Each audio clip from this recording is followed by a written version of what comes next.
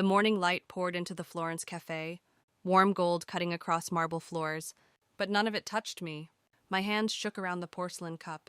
"What do you mean our flight was changed?" I asked, my voice sharp. The kind you use when you already know you're being lied to. Derek leaned back, sunglasses perched on his nose like he was some movie star on vacation. He sipped his espresso slowly, lips curling into that cocky grin I used to find charming. Now it just made my stomach twist. "Relax, baby," he said, brushing me off with the kind of ease you use on a child. "I handled everything. We fly out tomorrow instead of today. Gives us more time here. Trust me." I blinked, trying to stay calm. "Let me see the booking. I like to keep the details on my phone." His hand shot across the table, clamping down on my wrist before I could open my email. The pressure wasn't painful, but it was firm, possessive. "Jesus, Maryanne, why are you always so paranoid?" The word landed like a punch. Paranoid. He loved using it, turning my responsibility into a flaw, my caution into a weakness. He knew exactly how to twist the knife. I pulled my hand back, cheeks burning. Around us, the cafe was alive with chatter, the clinking of cups, the hum of tourists buzzing about museums and wine tours. To anyone watching, we looked like a happy couple enjoying cappuccinos in paradise. They couldn't hear the venom hidden in his charm. "I'm not paranoid," I said softly. "I just want to micromanage everything," he cut in, rolling his eyes. "Can't you just enjoy the moment? You're in Italy. For God's sake." I swallowed the lump in my throat. I wanted this trip to save us. I wanted to believe Florence could patch over the cracks in our marriage, the fights, the belittling, the cold way he looked at me when I asked for the bare minimum. But deep down, I knew better. "You're right," I whispered, hating how small I sounded. "I'm sorry." "That's my girl," he said, but his eyes were flat, cold. Then, almost too casually, "I need to run some errands this morning. Why don't you explore the city? I'll catch up later." His phone buzzed. Again. He glanced at the screen. A flicker of something crossing his face. Excitement. Nerves. I couldn't tell. When I leaned forward, he shoved it back into his pocket. "Work stuff," he said with a fake laugh. "You know how it is." "No, I didn't." Derek worked in marketing at a small firm in Phoenix. His phone had never once blown up like this on vacation. My gut screamed something was wrong. But like always, he made me question myself. Maybe I was overreacting. Maybe this was just my anxiety. By the time I wandered through the Uffizi Gallery alone, staring at Renaissance masterpieces I couldn't even focus on, I felt hollow. My marriage, this trip, my future, everything felt off balance. Hours later, I pushed open the hotel room door and froze. Derek was packing, not his usual sloppy, half-zipped suitcase either. He moved with precision, tossing shirts in neatly, zipping compartments shut, his face set. "What's going on?" I asked. "Change of plans." He didn't even look up. "Work emergency back home. I need to head to the airport earlier than expected." My chest tightened. "Earlier? But you said tomorrow, our flight." "Yeah, about that." He finally paused, the faintest flicker of guilt crossing his face before vanishing. "There was a mix-up with the bookings. My flight's tonight. Yours is tomorrow. I tried to fix it, but it was full." The words sounded rehearsed, like he'd practiced them. "What kind of mix-up?" "We can call the airline." "Already tried." "Nothing." "Look, it's just one night. You can handle one night in Florence by yourself, right? Think of it as a solo adventure." The way he said it, mocking, like my fear was amusing to him. "This is supposed to be our anniversary trip." I pressed, "Why can't we fly back together?" He finally looked at me then, his eyes sharp. "God, Maryanne, you're so clingy. Can't you do anything on your own?" Clingy. Another word he loved. Another dagger. I bit down hard, tasting bitterness on my tongue. "Fine. If you have to go, then go." And just like that, he lit up, bright, smug, like he'd just won a game I didn't even know I was playing. "That's the spirit," he said, zipping the suitcase shut. "You'll be fine. Maybe visit that little church you mentioned." I stood there, staring, as the man I'd trusted with my life prepared to abandon me in a foreign country like it was nothing. Questions screamed in my head. Why hadn't he told me sooner? Why was he so eager to leave? Why did his smile look like victory instead of regret? But I said nothing, because by then, deep down, I already knew this wasn't a mistake. This was something else. Something deliberate. And the worst part, he found it funny. The hotel lobby smelled of leather and espresso when Derek wheeled his suitcase toward the door. I trailed after him, my chest tight, waiting for him to turn around, to explain, to do something that showed he gave a damn. "Derek," I said, my voice cracking, "at least let me come with you to the airport.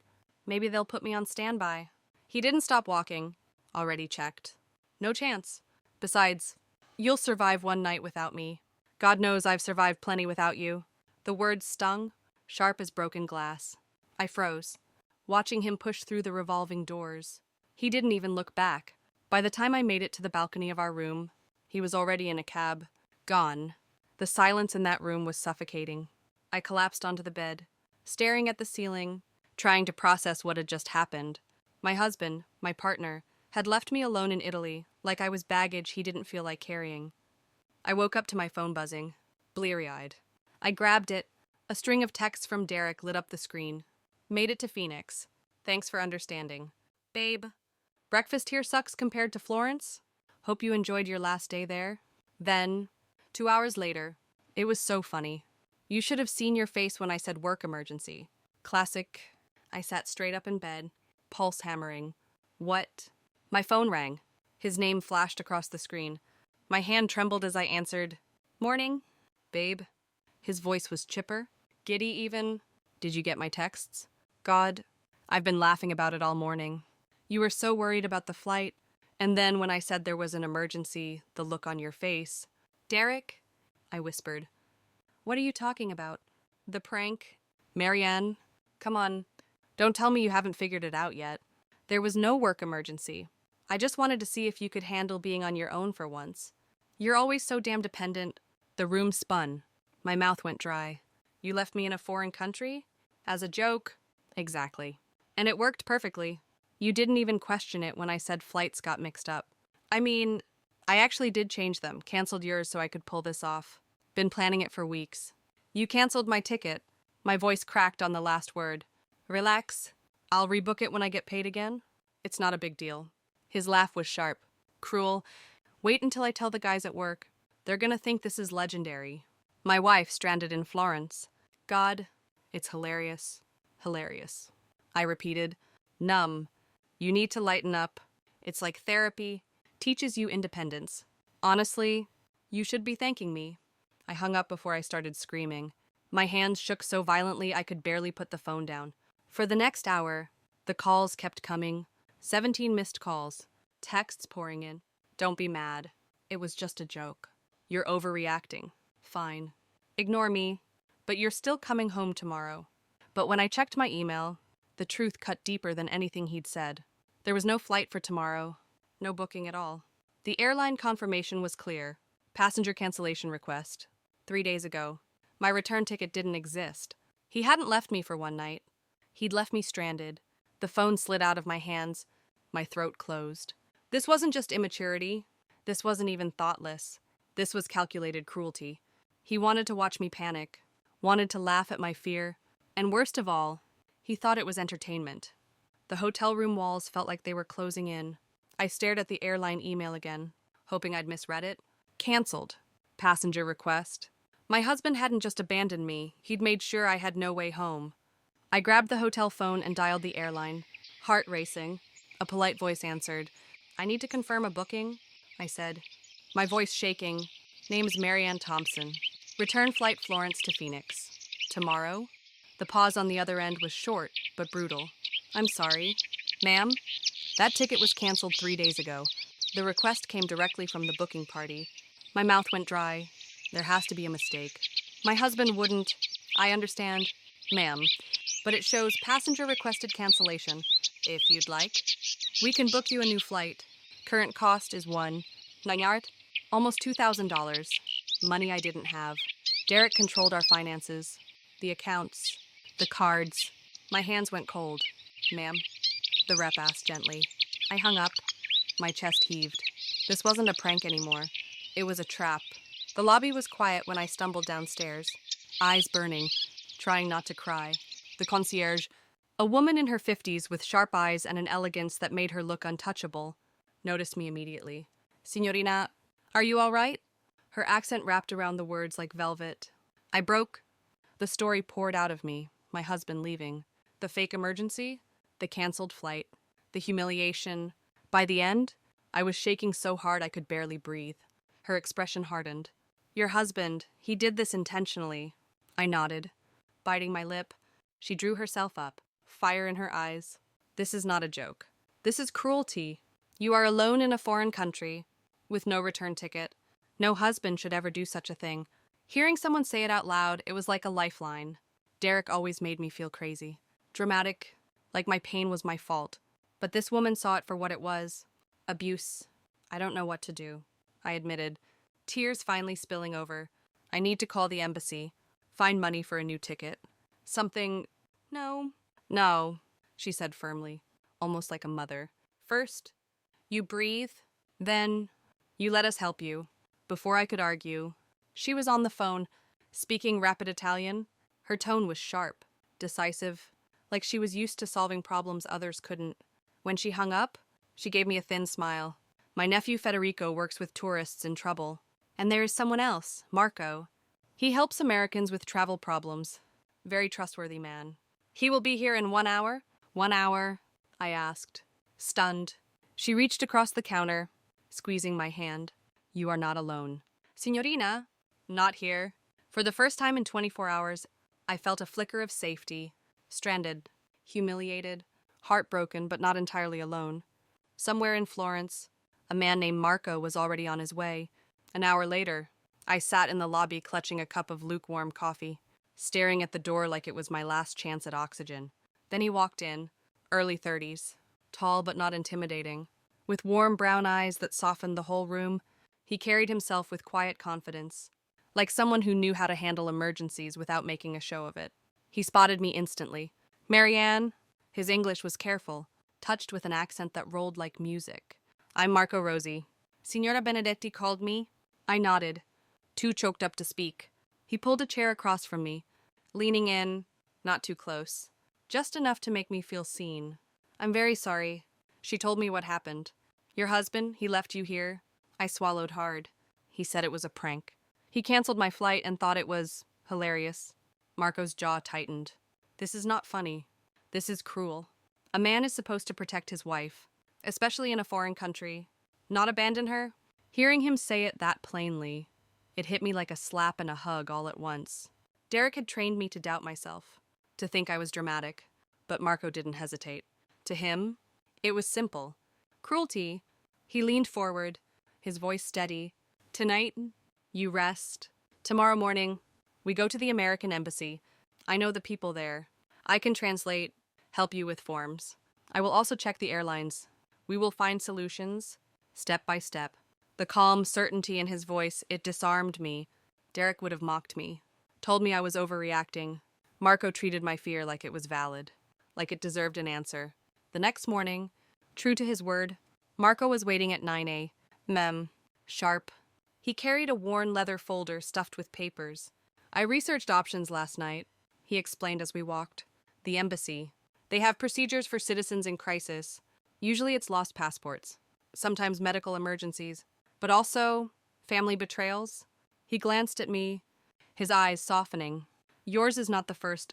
At the embassy, when the American officer started brushing me off with bureaucratic indifference, Marco stepped forward. He spoke rapid Italian, his voice low but commanding.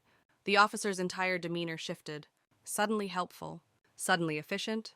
What did you tell him? I whispered.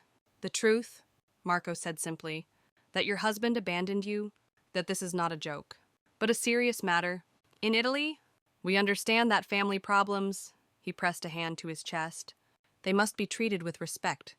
Hours later, exhausted but finally holding emergency travel documents, I let Marco steer me out into the sunlight. Now, he said, smiling for the first time, you need food? Not tourist food. Real Florence. He led me to a tucked-away trattoria where the tables were wobbly, but the pasta tasted like heaven. For the first time in days, I laughed, real laughter, as Marco told stories of lost tourists, crazy requests, and his grandmother's obsession with baking. You must understand, he said, gesturing with his fork. Tourists come here looking for something, romance, art, Themselves, most find only overpriced gelato. But you, he studied me carefully. I think you came to save your marriage. Maybe instead, you will discover what kind of marriage is worth saving. His words cut deep, because he was right. I had come here clinging to something broken, begging it to work.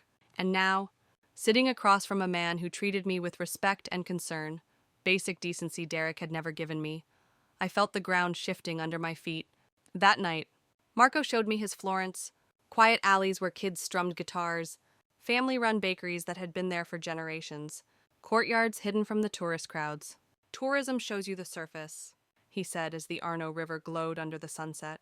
But if you must stay longer, at least see the heart. For the first time in years, I felt peace, not the hollow peace of keeping Derek calm. Real peace, and as Marco walked beside me, asking questions about my life and actually listening, I realized something terrifying. I wasn't afraid of being alone anymore. I was afraid of going back. By the 5th day, Derek's messages had gone from cocky to desperate. This isn't funny anymore. You need to come home. People are asking questions. I told work you extended the trip. Don't make me look bad. Answer me. Now. He didn't care if I was safe. He cared about appearances. He cared that his prank was slipping out of his control. That night, sitting on a balcony overlooking Florence, I finally powered my phone on.